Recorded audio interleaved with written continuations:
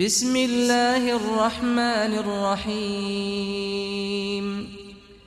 لا أقسم بهذا البلد وأنت حل بهذا البلد ووالد وما ولد لقد خلقنا الإنسان في كبد أيحسب أن لن يقدر عليه أحد يقول أهلكت مالا لبدا أيحسب أن لم يره أحد ألم نجعل له عينين ولسانا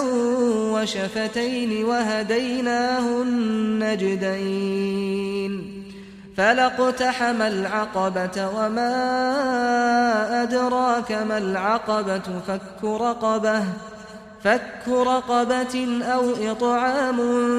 في يوم ذي مسغبة يتيما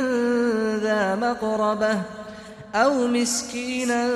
ذا متربة ثم كان من الذين آمنوا وتواصوا بالصبر وتواصوا بالمرحمة أولئك أصحاب الميمنة والذين كفروا بآياتنا هم أصحاب المشأمة عليهم نار مؤصدة